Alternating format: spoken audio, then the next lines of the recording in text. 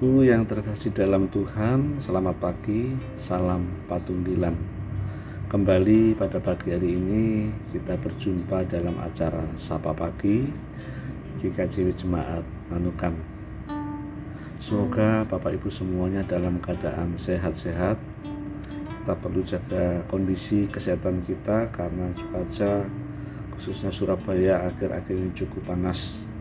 Bapak Ibu yang terkasih dalam Tuhan, Sapa Pagi hari ini temanya adalah saling topang menopang. Dasar dari tema yang diambil adalah dari Galatia 6 ayat 2, demikian firman Tuhan. Bertolong-tolonganlah menanggung bebanmu, demikianlah kamu memenuhi hukum Kristus.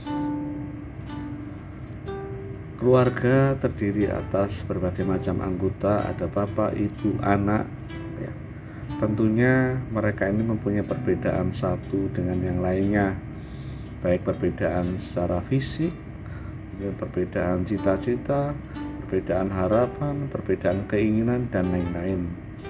Masing-masing memiliki kelebihan dan masing-masing keluarga ini memiliki kekurangan, baik anak sulung maupun anak-anak yang lain. Kehidupan keluarga ini bisa guyup, maka dibutuhkan saling topang menopang. Suami menopang istri dan sebaliknya, kakak menopang adik dan sebaliknya, sehingga terjadi keharmonisan di dalam keluarga. Demikian juga di dalam persekutuan orang percaya atau gereja, terdiri dari berbagai macam orang dengan kondisi dan keadaan yang berbeda antara satu dengan yang lainnya. Ada yang kuat secara finansial, ada yang kuat secara pemikiran, ada yang kuat secara berelasi dengan yang lainnya, tapi ada juga yang lemah dalam hal tertentu juga. Oleh karena itu, di dalam persekutuan yang sahih diperlukan saling menopang satu dengan yang lainnya. Yang kuat secara finansial membantu yang lemah secara finansial. Mungkin yang berbeban berat di dalam kehidupan ditopang orang yang kuat secara iman.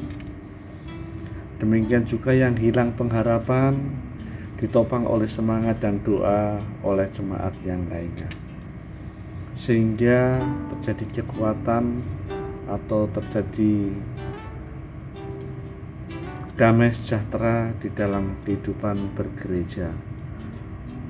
Rasul Paulus menjelaskan kehidupan yang ideal adalah ketika masing-masing hidup saling menopang. Sekali lagi, yang kuat diajak untuk menanggung orang yang tidak kuat.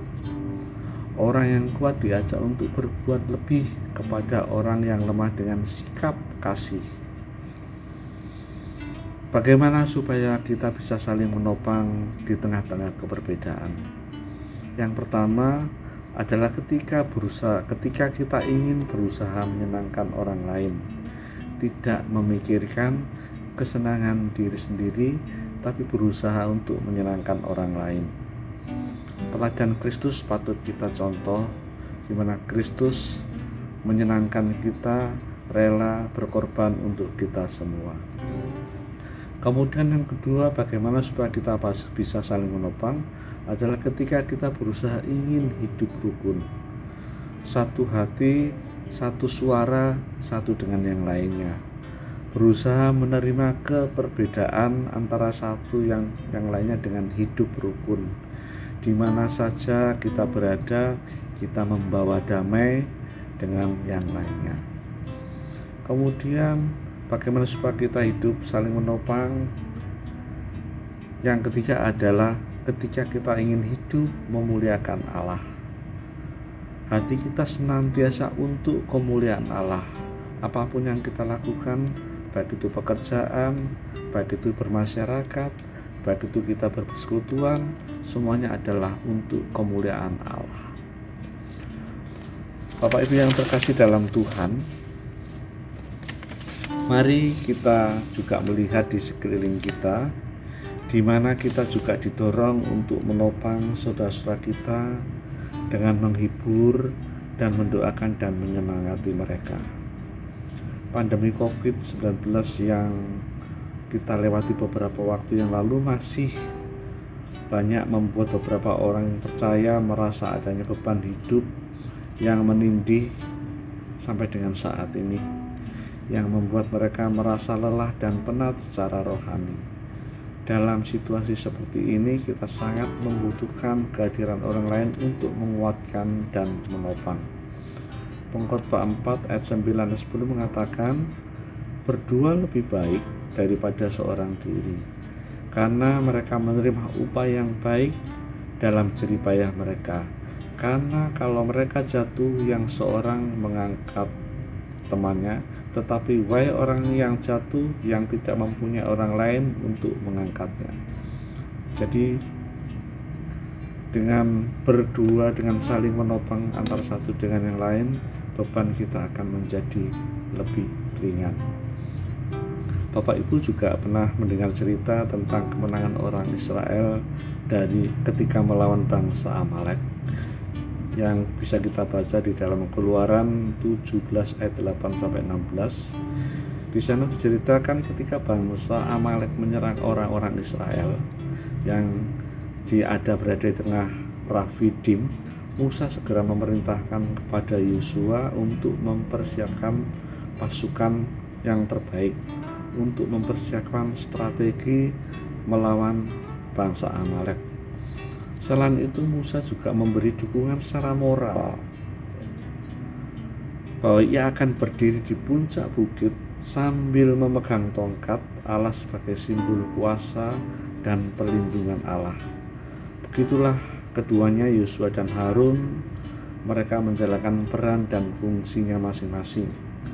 Strategi kekuatan militer yang dilakukan oleh Yosua beserta pasukan Israel ditopang oleh kuasa Allah melalui Musa dibantu Harun dan Hur dengan mengangkat tongkat Allah sebagai tanda permohonan agar Allah yang menyatakan kuasa dan perlindungannya, sehingga bangsa Israel dapat memenangkan peperangan melawan bangsa Amalek. Pelajaran yang dapat kita petik, sekalipun kita merasa lelah dan penat, tetapi bila ada yang menopang, maka musuh pasti dapat dikalahkan. Karena itu firman Tuhan menasihati kepada kita untuk saling menopang dan menguatkan di antara saudara seiman. Galatia 6 ayat 2 mengatakan, bertolong-tolonganlah menanggung bebanmu, demikianlah kamu memenuhi hukum Kristus. Bapak Ibu yang terkasih dalam Tuhan, ingatlah Allah merupakan sumber kehidupan, kekuatan, perlindungan, dan penghiburan. Kita patut bersyukur karena Tuhanlah yang ada di balik kemenangan kita.